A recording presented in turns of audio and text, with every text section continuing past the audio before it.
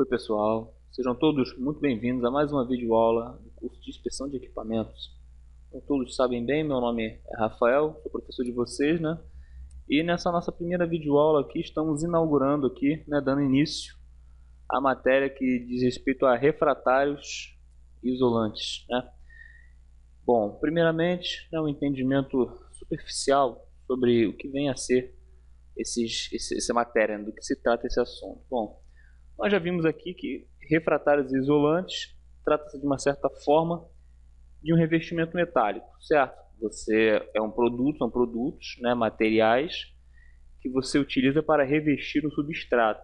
Que substrato é esse? O nosso metal, a nossa tubulação, a nossa chapa, o nosso equipamento, seja o que for.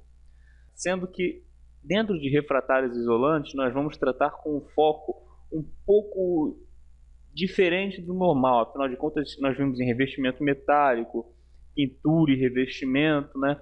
Embora tenham sentidos e funcionalidades semelhantes, o revestimento e os refratários isolantes nessa forma, eles têm um foco mais voltado não ao combate à corrosão em si, né? Ele tem um foco maior a combate a altas temperaturas, que de uma certa forma, né, te induz a uma corrosão, certo? Sendo que o ponto-chave, né, o foco mesmo de refratários e isolantes é tratar sobre materiais para atenuação, né, da temperatura. Ok? Então, bom, partindo desse princípio, meu esquema de aula, minha sistemática de aula, todos já conhecem muito bem, certo? Apresentação de slides, com respectiva explicação do parágrafo, caso seja necessário, né? Se for um parágrafo óbvio demais, ele será simplesmente lido. Então, sem perda de tempo, né? Sem mais delongas, vamos começar aqui com o conceito, né, dessa matéria de refratários isolantes. O que são refratários isolantes? Acompanhe comigo, por favor. São materiais cerâmicos fabricados a partir de argilas minerais, né, no caso rochas, que contêm óxidos inorgânicos de alto ponto de fusão. Quais são os exemplos? Alumínio, silício, cálcio, magnésio e etc. Certo? Bom, então, primeira coisa que nós temos que ter em mente trata-se daquilo que está sublinhado, né? O que são os refratários? Geralmente são constituídos de materiais de origem cerâmica, certo? Que são de origem inorgânica, certo? Que podem ter ou não um caráter cristalino, certo? São fabricados a partir de rochas, no caso argilas minerais, né? E contém o que? Óxidos inorgânicos, certo? De alto ponto de fusão, ou seja, não se fundem facilmente. No caso seria o alumínio, silício, cálcio, magnésio, entre outros. Devem ser capazes de suportar diversos tipos de solicitações, tais como tensões térmicas, tensões mecânicas, ataques químicos e etc. Bom, primeiramente ali tensões térmicas. Por que tensões térmicas? Como eu já disse no início, o isolante, o refratário, ele está ali justamente para refratar ou isolar o seu substrato de qualquer temperatura. No caso, qualquer temperatura que atinja o seu substrato vai sofrer o efeito da refração pelo refratário, e isso, né, faz com que o seu tubo esteja isolado termicamente, certo? Ele não será afetado por nenhum distúrbio térmico. Tensões mecânicas é natural, porque afinal de contas você pode isolar o seu tubo, a sua tubulação de uma atividade térmica, mas ela ainda assim está sujeita, né? Ela está exposta ali à mercê de tensões mecânicas, certo? Nós já conhecemos essas tensões: cisalhamento, compressão, tração, torção, qualquer uma dessas. Então, esse isolante tem que ser capaz de suportar essas tensões sem danificar. Ataques químicos. Ataques químicos, o próprio nome já diz, certo? Qualquer coisa que possa comprometer a estrutura, né, desses refratários para não causar deficiência da sua função, né? E principalmente ali, quando operam em temperaturas elevadas. Então, sempre assim, senhores, associem refratários isolantes a um bom funcionamento em temperaturas elevadas, ou seja, eles estão aí justamente para suportar isso. Quais são as propriedades dos materiais refratários? Primeira, alta refratariedade. O que é isso, professor? Capacidade de suportar altas temperaturas sem sofrer deformação. Simples. Certo? Alta refratariedade, no caso, é uma propriedade que o material tem de suportar temperaturas altas, sem se danificar, sem se deformar. Né? No caso, ali está dizendo que está acima de 1100 graus, né? Eles devem suportar a isso.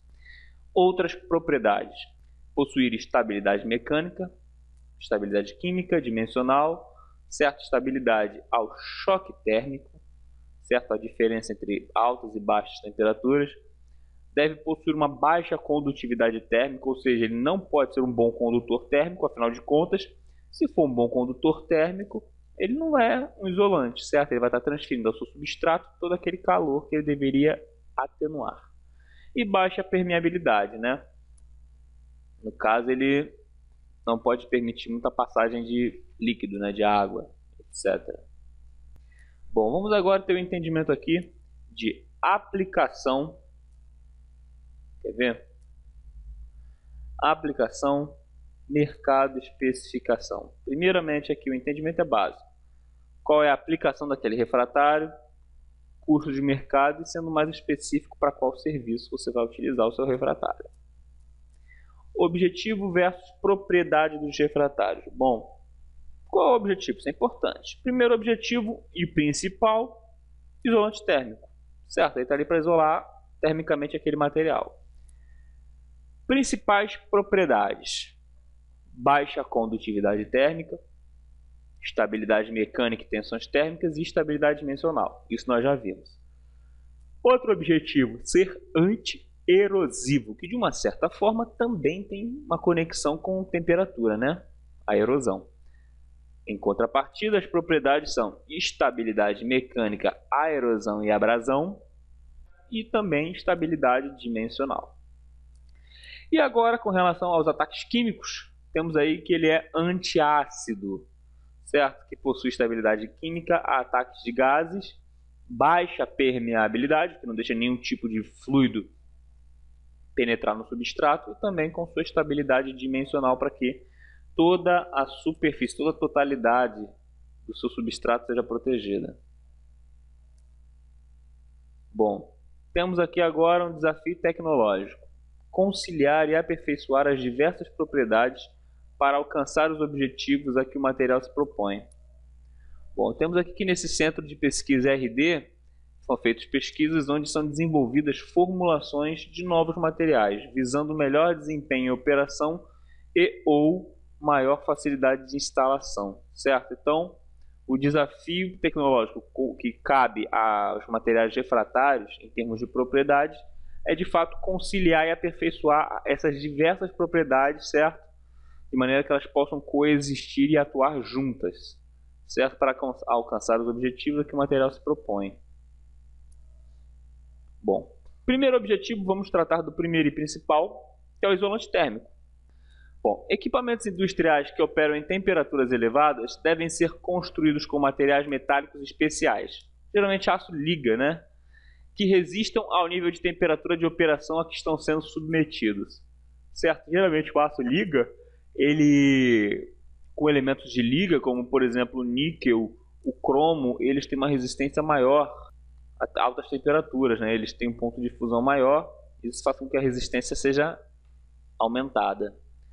Nesse caso, os materiais são sujeitos a diversos tipos de deterioração, tais como fluência, certo? Que é um esforço cíclico a altas temperaturas, fragilização, que é uma consequência, né, de uma tensão, de um esforço mecânico ou térmico, descarbonetação, que é a retirada de carbono da superfície do metal pelo aumento da temperatura, e a própria oxidação, que é o enferrujamento, né, que trataria aí da corrosão ácida, dado, por exemplo, pela presença de materiais químicos e ou materiais expostos a alta temperatura.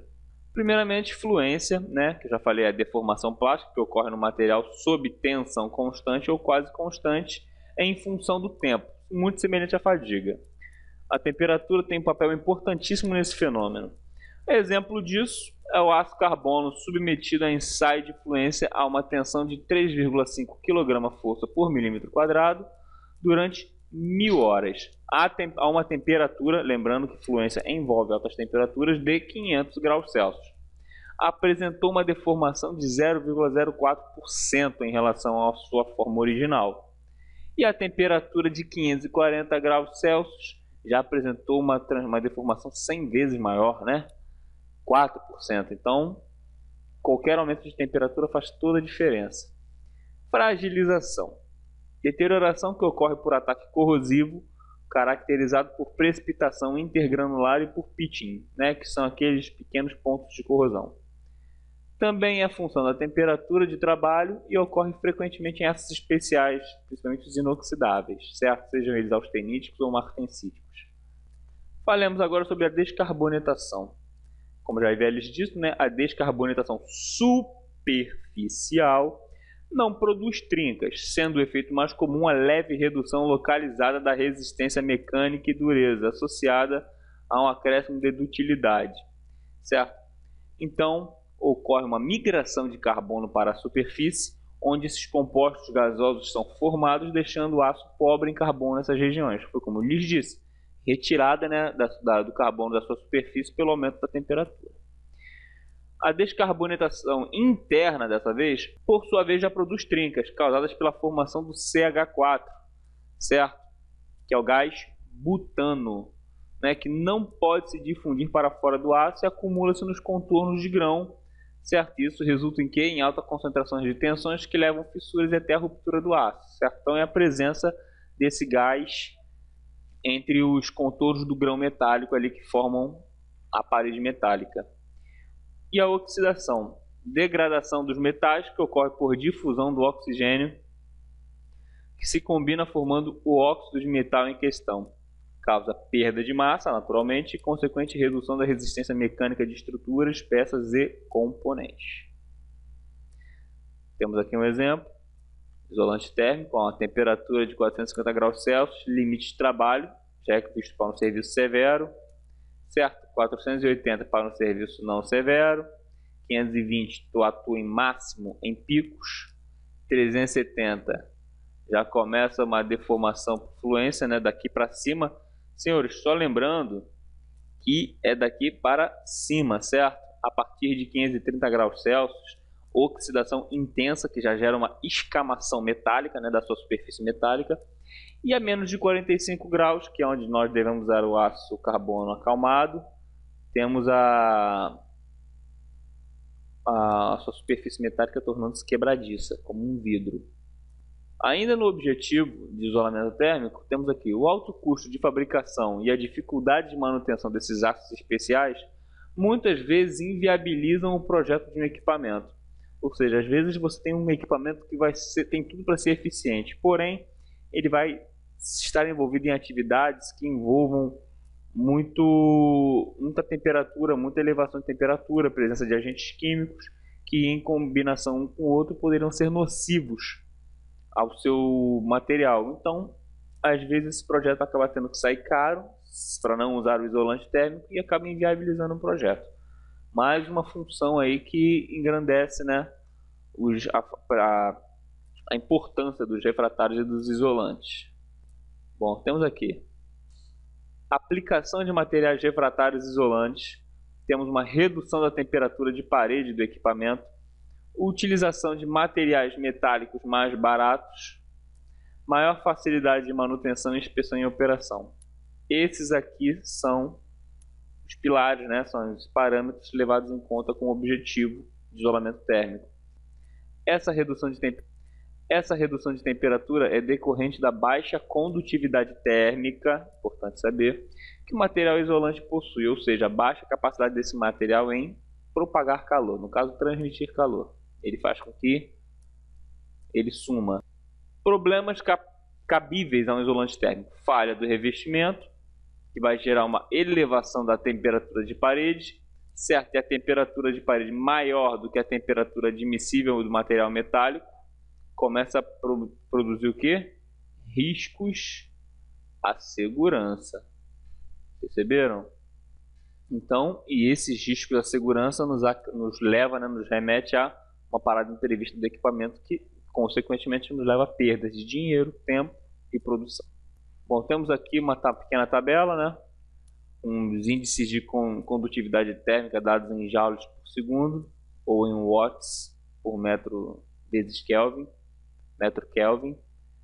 Então, prata, cobre, alumínio, ó, cada um com seu valor.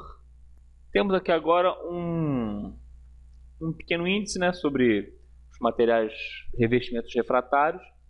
Primeiro ali, manutenção e inspeção, né, com o seu acompanhamento e o follow-up. Segundo parâmetro ali temos a instalação e montagem, e no terceiro temos especificações que devem ser levadas em conta. Aí aqui nós já temos novamente essa gravura aqui, né? Aplicação, o que será aplicado, vai ao mercado pesquisar e qual é a especificação desse serviço, se houver.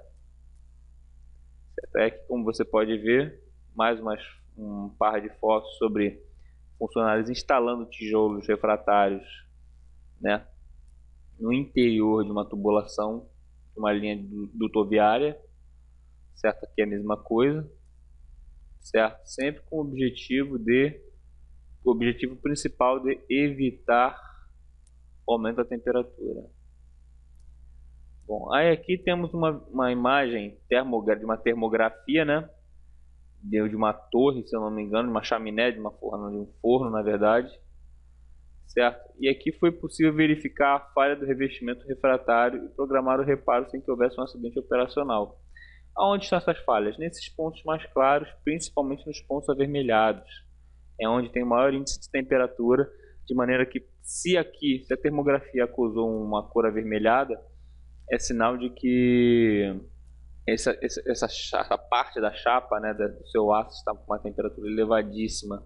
Isso não é bom, não faz parte do perfeito funcionamento de um refratário. Inspeção por videoendoscopia de um regenerador de alto forno. Então isso aqui já é uma imagem real, entendeu? Uma imagem de uma gravação. Temos aqui outra termografia, certo? Do corpo, essa junção aqui. E como você pode observar, temos alguns pontos aqui na cor vermelha ou na cor amarela, até mesmo um alaranjado, né, entre um e outro. E aqui a imagem real correspondente a essa aqui. Bom, senhores, com isso damos aqui por encerrada a nossa primeira videoaula de refratários isolantes. Que esses conceitos básicos aí são somente começo, que fiquem bem fixados na mente dos senhores. Certo? Mas fiquem todos com Deus. Até a próxima videoaula. Tchau, tchau.